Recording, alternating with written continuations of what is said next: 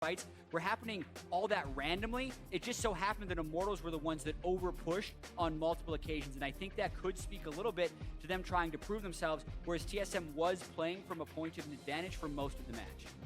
Definitely kind of re-emphasizes that it's not all offense. There is a big, strong element of defense that you have to have in not only your single play with Hauntzer versus Huni, but also in the team play. And Immortals were a little bit too far out at a couple of points. Here we go, though. Shen not going to be on the board this time around for TSM. And there's both of those junglers we see up top. So the Gragas, as Jat said before, probably seeing that. Definitely going to come into this game, too. What will be the final bans on this one? The Sivir still left up, and the Ashe proves useful quite a lot for either Doublelift or Wildturtle here. So I'm surprised that see that left up as well. Yeah, TSM waiting a while on this final ban. It's going to be essentially just... I think they were the ones that banned Talia in game one as well. It was just on the red side. And this, I feel like, will force Immortals' hands into a Sivir ban because of how much Immortals respects that champion, since the Rek'Sai is already banned away and they can't necessarily trade back for it. I wish I could read lips. I Oh, cannot. that's Oh, it's a interesting. Bard! I thought it didn't look like he said Sivir. I'm really curious to see if TSM first picks it now. Basically blind into whatever Wildturtle and Adrian want to lane against it, but it's such a power pick for Immortals.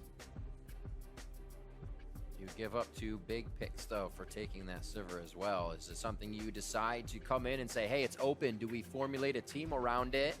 And they say, no, we don't, actually. Not right away, at least. Not right away.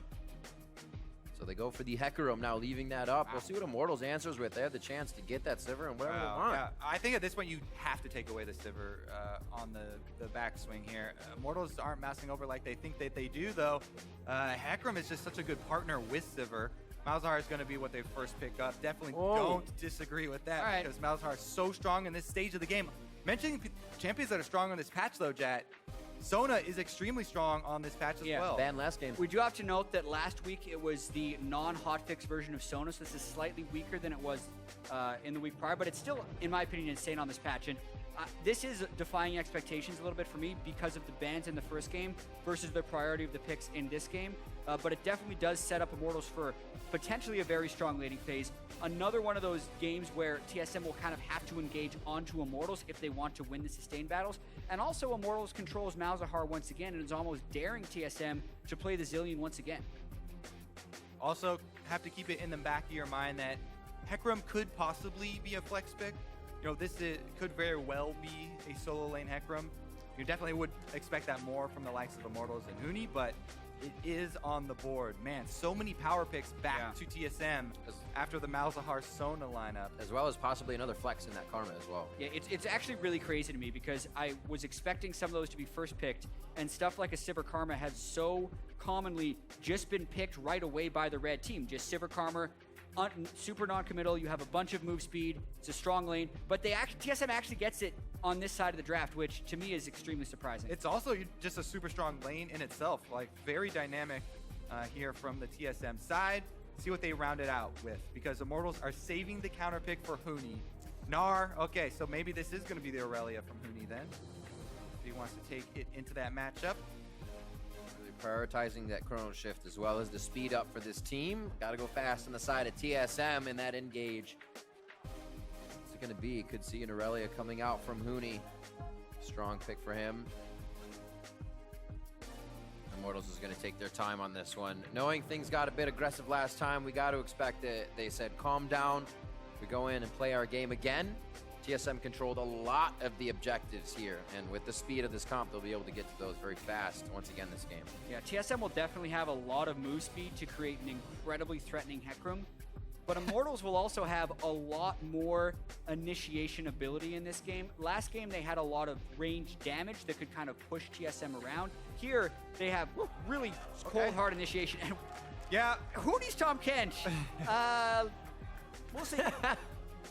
So yeah, while Immortals do have, a lot of engage with Ashe and Sona follow-up and Malzahar and Gragas as well to disrupt things, speed can also be used not just to buff up Hecarim, but to disengage as well. So as we saw in the last game, these teams were pretty hesitant to fully commit to fights.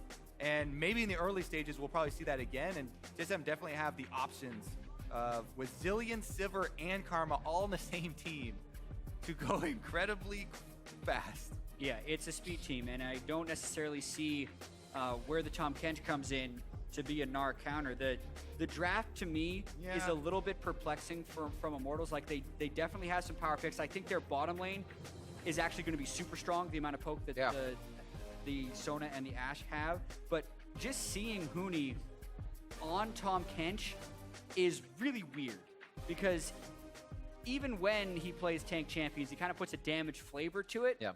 I don't see Trinity Force Tahm Kench. You build health on Tahm Kench and you get damage. Yeah, pretty much. We'll see. We've seen Huni do quite a lot. Maybe he goes outside his boundary this time. Show us something different as we get into game 2. Immortals is going to have to punch back even harder this time. They were able to do it the first times these teams met up and bring it to a game 3. That's what we want to see here today for the match of the week. Immortals versus TSM, and TSM are looking at game point, new comps, same map. Beautiful action coming at us in just a few seconds, and it's going to be just as good. TSM now on the blue side, Immortals on the red. We're on the Rift, and we're into game 2.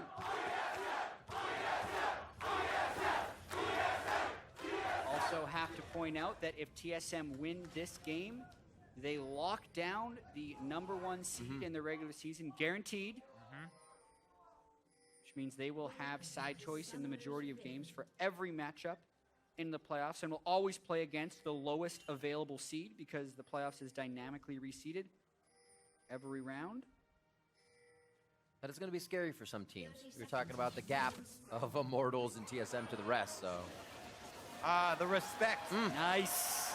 Don't be the first to mess it up and land the auto. Wasn't that that's the face Huni made when P1 actually took the game The junglers are kind of sneaking up on him a little over bit. TSM. Oh, man.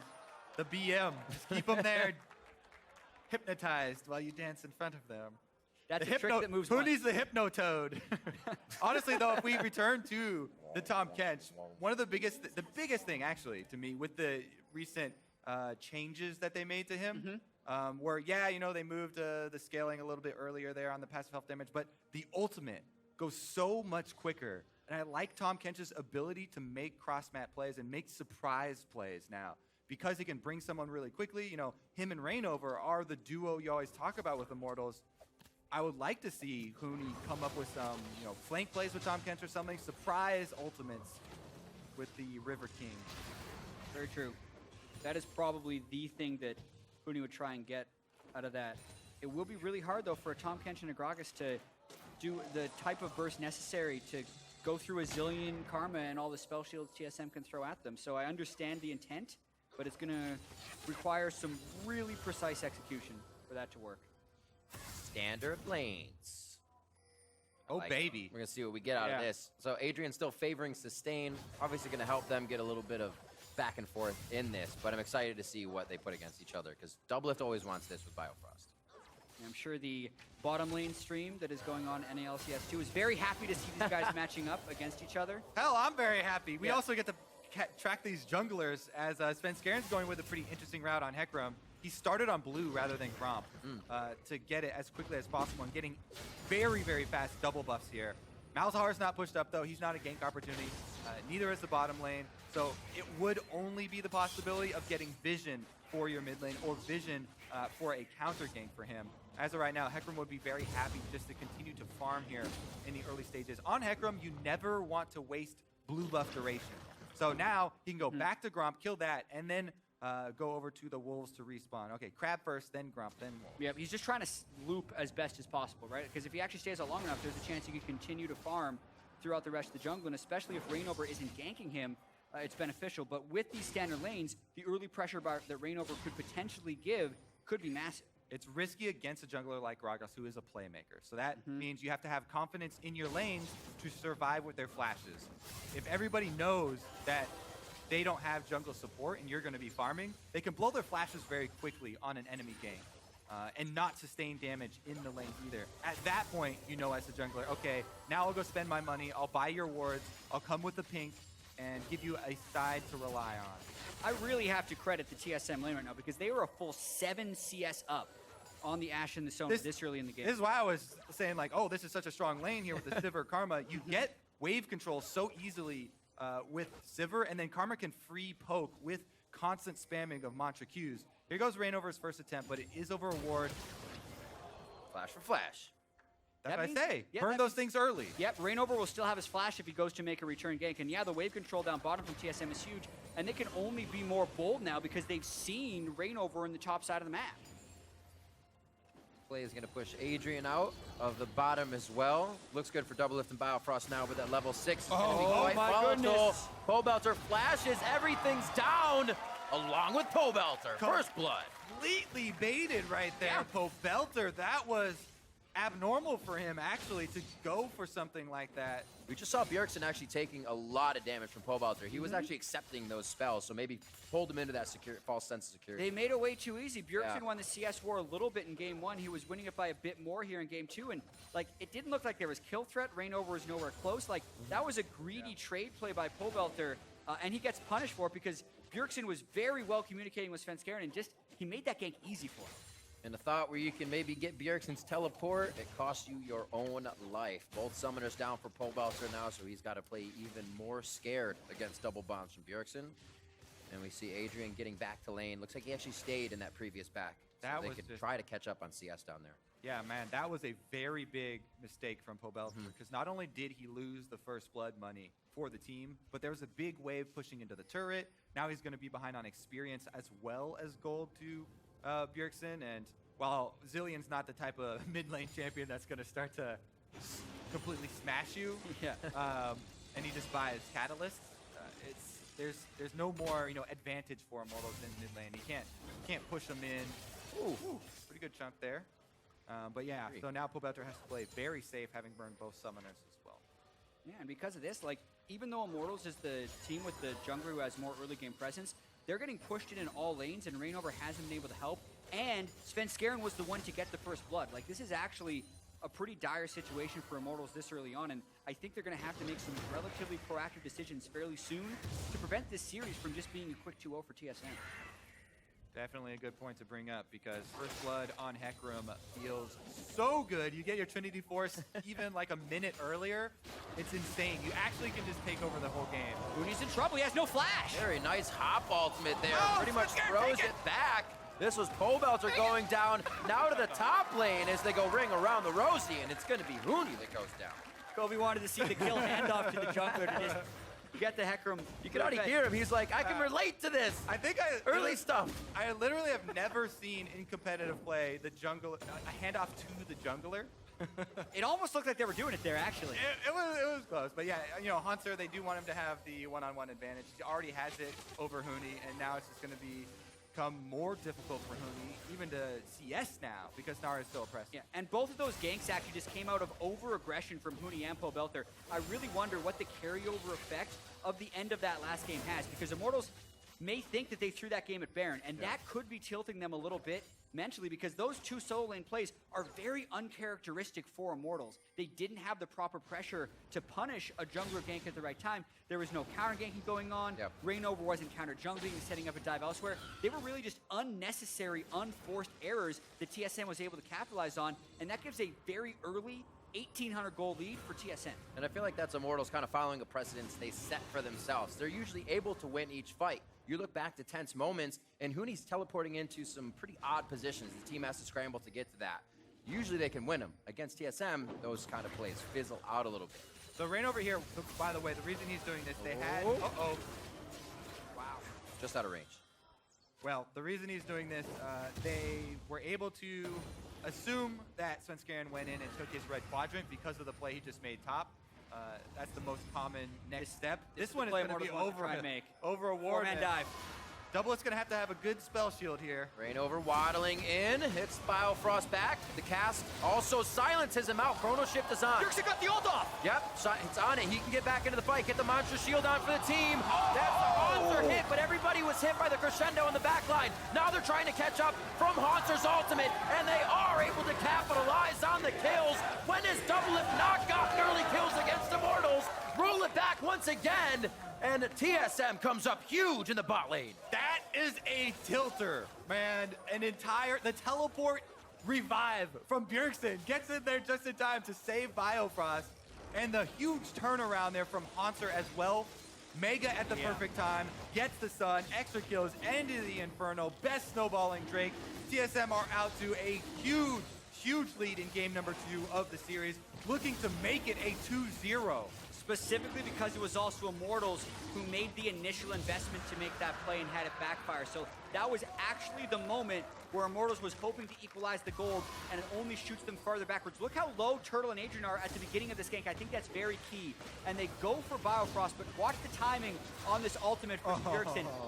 It's instant as soon as he comes in. That allows him to get the stun onto Pobelter afterwards. Hauntzer then took a forward teleport position, gets a 3-man ultimate with 1-man stun, kills Turtle, and he dies after the flash. Like, everything that could go wrong went wrong in this play for Immortals, but TSM are playing it so well, and now we will get to see if TSM can close out for a quick and decisive victory against a 15-1 Immortals team. That's a question, right? When you have a lead, are you playing to the level of the team you're playing against, or are you going to continue to push the advantage? Are you going to be able to do better? Because in the international stage, those teams are going to push and do better. They won't just play to the level of the team they're against. Last game was pretty close and tense at absolutely. many moments. Absolutely. But this game, even though it's just a single one here, is starting to bring up that question of, oh, you know, we were assuming North American LCS had a tier above all the rest of the teams, and it was Immortals and TSM. TSM looking to shove Immortals off of that pedestal. Yep.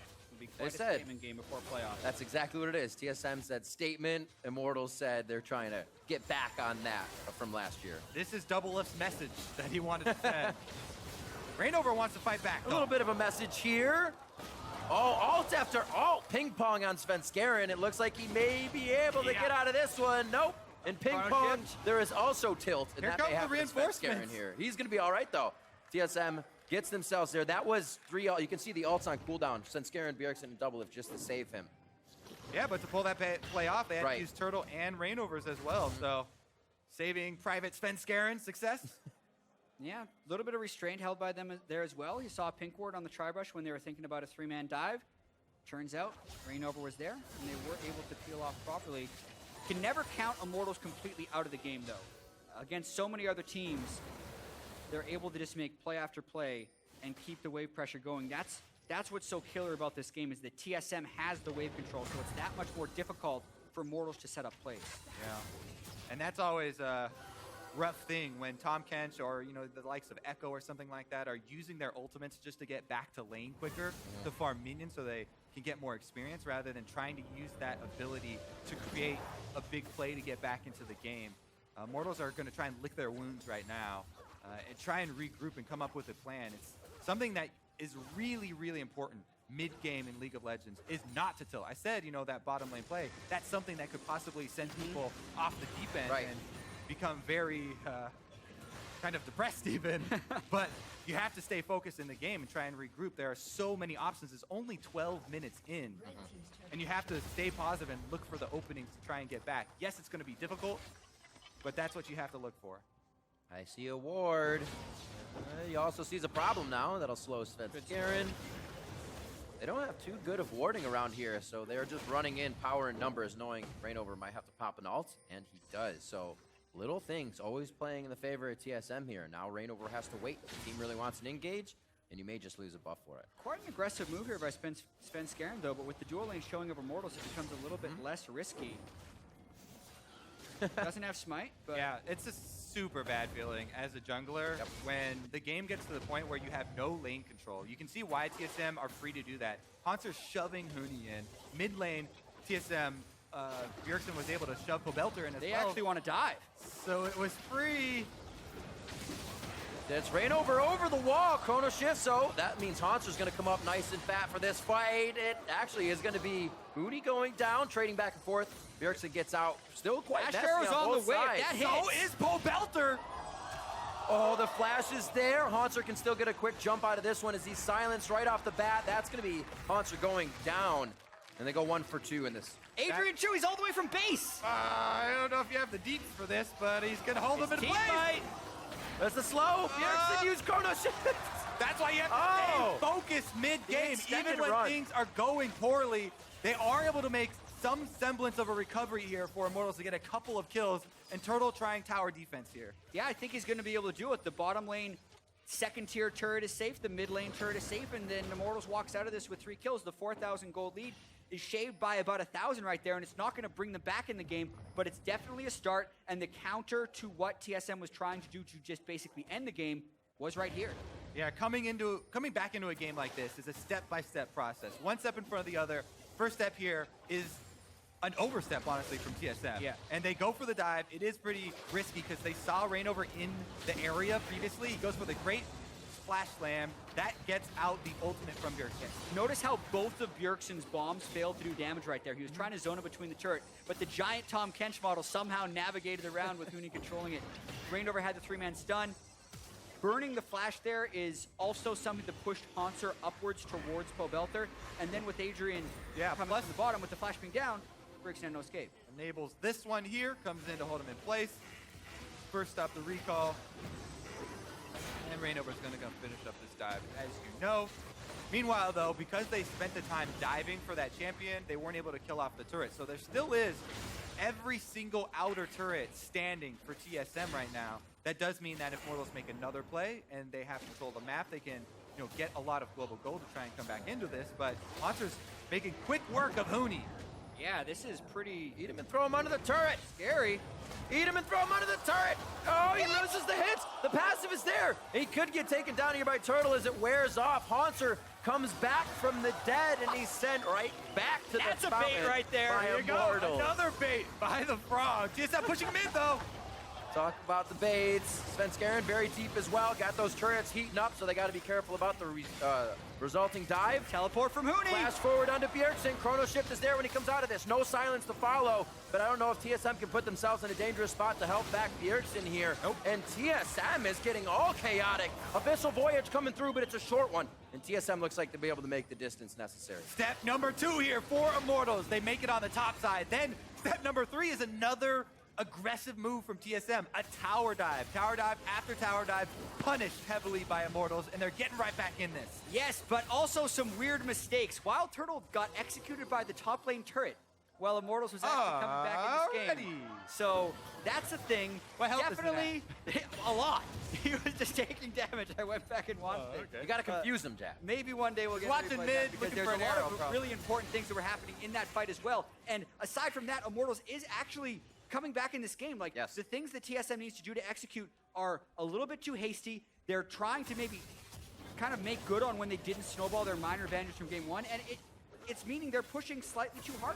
Yeah, your point about bringing up mistakes is more valid than just the Wild Turtle solo dying to a turret. Also, the entire series of events mid lane from TSM was kind of another misplayed power dive that really cost them, going after very healthy targets, and they were punished. Here we go, is the original bait from Huni, though. Yeah, so this was super critical. Hauntzer wanted the shield to run out before stunning, but watch the heal from Wild Turtle right before the Gnar ultimate, so he's able to keep Huni alive. Then Wild Turtle actually stays incredibly close with his flash to get the finish, and then TSM, because there were 3 people top lane, think, okay, let's dive. So they just kind of go all in, but remember, they can't get the CC on a Pobelter because of his passive, so he has to aim for Reingover. He actually misses. Yep, Reingover able to body slam and negate the damage from the charge there of Hecarim. And then here, they, again, punish that overextension in the dive under the turret. Because Tom Kench, like we talked about, very quick ultimate. Huni gets there, brings the party. There you go. Yep. There, literally, he wasn't staying to finish off the turret. He was just looking mid lane. Sometimes you get caught up in the action. Yeah, he wanted to see, he fired an arrow at some point. He's like, I want to help 2 guys. Maybe he hawk-shotted. You could hawk-shot to technically try to cut off a retreat It somewhere. makes sense. You're looking at a fight, your screen's blinking red, you're in the fight, right? Yeah, absolutely. Yeah, I do also kind of want to point out the impact Adrian is having on this game. One of the stronger parts of Sona is actually her ability to move around the map, and Adrian is even doing it a little bit more. He put 2 early points into his E, which a lot of times Sona would almost always go Q and W, but he is valuing so much his ability to just make rotations on the map and make sure Immortals is fast. And I actually think it's working. Trying to keep up with the zillion Sivir karma is a tall task, but trying to lend as much speed as he possibly can. Pretty crazy, but he's basically just using it on cooldown every time he runs out of base. I mean, mean, yeah, coming out of base, pretty free. Yep. Generate that mana, no problem. All right, let's see. What's the next move here for Immortals? Because now they've been able to close that once large lead that TSM had in the early game, you know, at least as far as the gold is concerned, chopped it back down. So now they're within the range where they can take fights again on even footing. Yeah. Yes, TSM still have these Drakes, but the Drakes aren't going to mean a tremendous amount as far as the fights that they do look for. It's much more about the setup here, and TSM are making a strong push, calling Svenskeren up to try and take the turret as well. Yeah, maybe TSM pushes for another bit of a dive, but the ward coverage is actually pretty great for Immortals. I'm incredibly impressed with their composure from within this game, especially with the way game one ended and the way this game began. They were 4,000 gold down with only 40,000 total gold being in the game, like incredibly early. Fighting back to this state is super impressive. They also have a much, you know, Ashe scales better than Jin will for the super late game if it ends up going there. Right. Significant poke on a double lift, but here's Sven!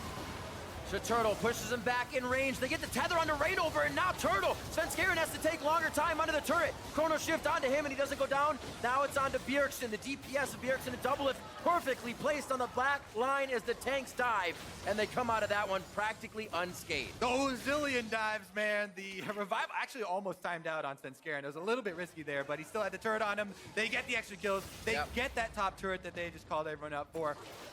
And there's some more gold in the pot. TSM, another strong move, this time on the top side of the map. Great double TP as well when they were halfway through that dive to really make sure it could stay for the conclusion. Adrian tried to get his Sona ultimate just right, but he was unable to catch the second guy coming through. See you there again. Yeah, watch this exactly. Another thing that happened, I believe, is Reingover was unable to stop Svenskeren. He was trying to body slam, but Svenskeren had started his ultimate, so he cannot be disabled. That allows Wildturtle to get jumped very early. The ultimate is on Svenskeren, which keeps him mostly safe under the turret. No one wants to focus him. Then the double TP comes in. Huni was a little bit too slow to the party, didn't want to teleport in before his other solo laner had gotten there, and TSM opens up another lead. And Pobelter was trying to do the poor man's teleport of ghosting up to the top lane, but not able to walk up that fast. Definitely costing them. And they lose out their last outer turret now falling here. This is the stage of the game where, as TSM, you start to move up your ward line. Immortals have done a pretty good job of defending their territory with all these extra kills they got due to TSM mistakes in top and middle. But at this point is where TSM need to move as a team to try and get that deep vision and enable them to make those informed decisions. This is where a lot of the other teams in the league will say TSM takes over, though. That macro, or I should say then. 21 minutes in, they have a little bit of a lead. We see Doublelift again, most of that towards him. 2 games in a row now. Now a different AD carry. And TSM is going to slowly work these objectives again. Try to force the hand of Immortals. It seems to put them in a world of chaos when they're not the ones to be starting these fights and don't have the time to teleport in. The Wildturtle's still really far behind, right? Like, that's a QSS and a static shift is completed on Doublelift, and Wildturtle still just has the Essence Reaver. Speed! Yeah, so when they think about doing these ganks, like, they're not willing to super commit because they know it's even going to be a close 2v3, but Svenskeren. All right, Huni could have a cheeky flash here. Let's see how he uses it. The big wall, it's a thick one. Can you make it over? But if he could, he would still die. This is true. This is true. He holds it. Knows he's going down.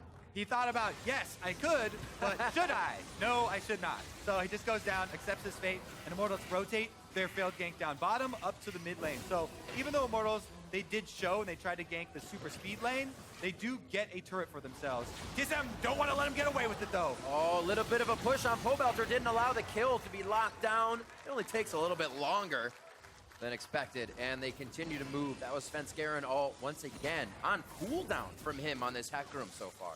Every time he has it. Also right when the Drake respawns, so TSM now going to get their 3rd unique Drake this game. Infernal, Ocean, Mountain will be the 3 that spawn for this game. And then also trying to push mid at the same time. Really taking a lot of edges.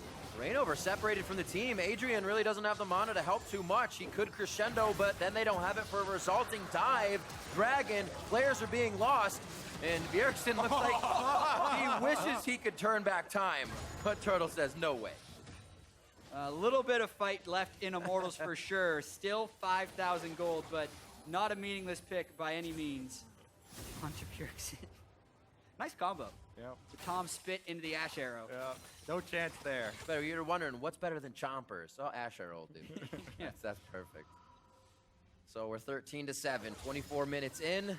TSM with much more of a lead, controlling this game, 5K in their pocket.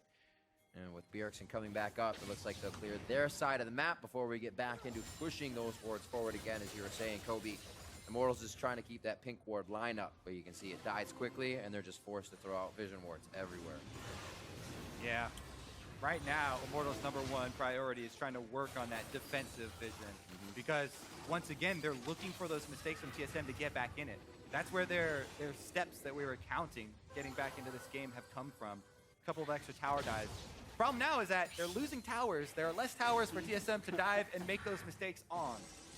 Absolutely, and Doublelift is still going to be quite a scaler. It definitely feels like Huni can't split push against Hauntzer. Hauntzer's Frozen Mallet build is consistently stronger, so the options for Immortals are really just kind of make plays with Adrian Sona and Wildturtle's Ash, who are both really far behind, so wherever they make plays, they have to have a significant numbers advantage. And with how fast TSM is, you can see why it's difficult. They really have to find almost a lucky pick.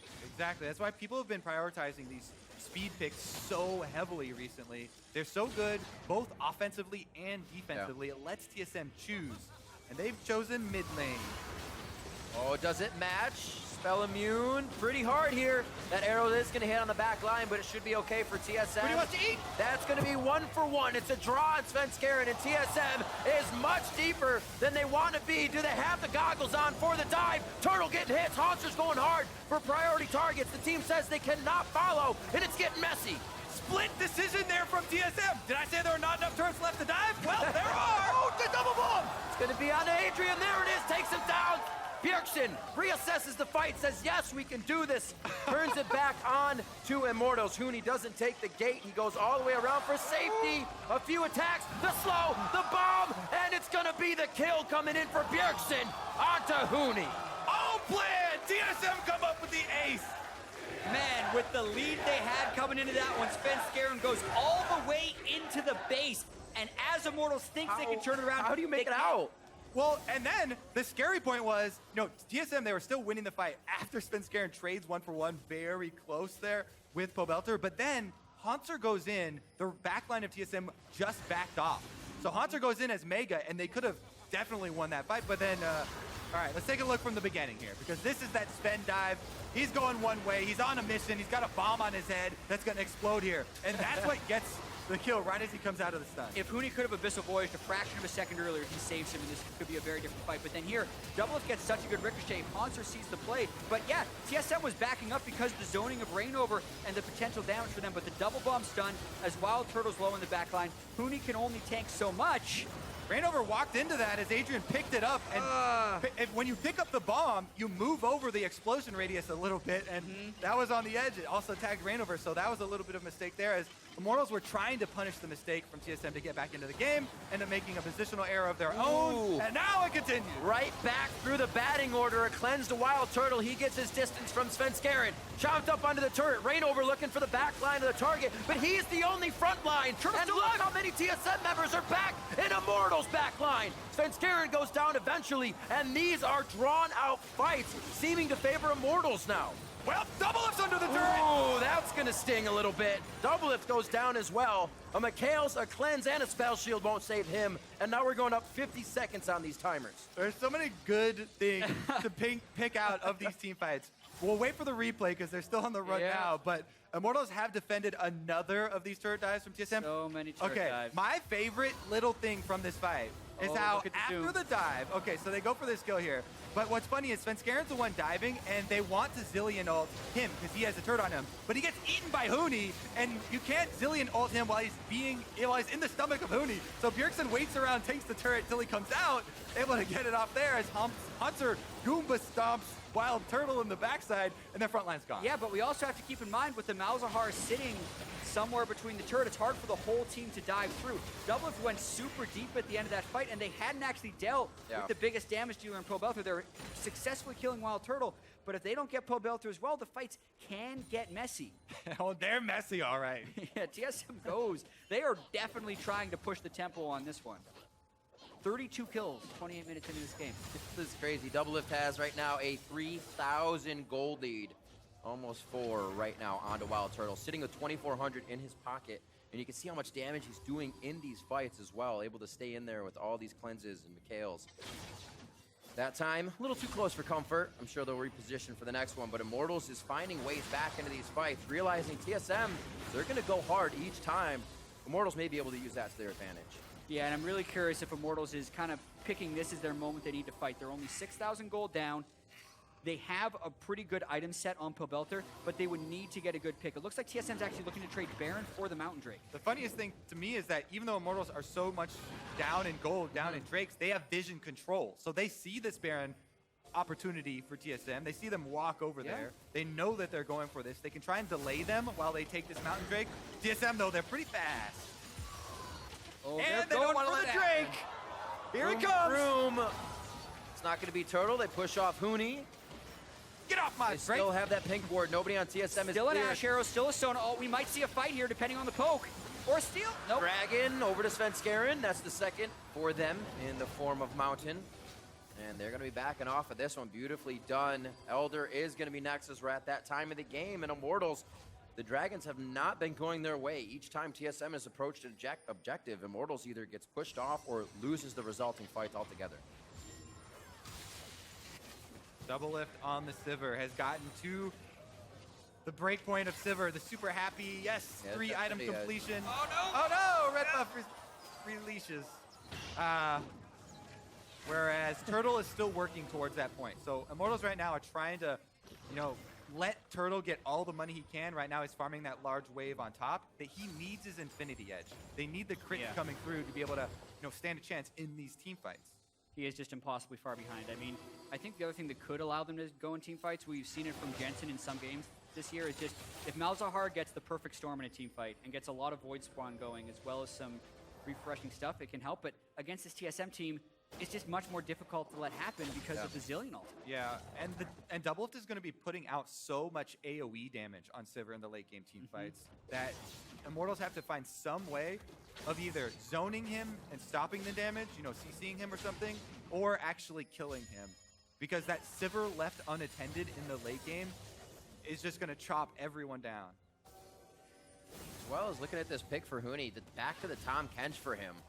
Kind of getting pushed around by Hauntzer. Usually Huni's the one destroying lanes, being a carry. Well, Tom Kench can always be that nuisance. We've seen him in games, cause a lot of trouble. It's not the Aurelia. It's not what we've seen him on recently.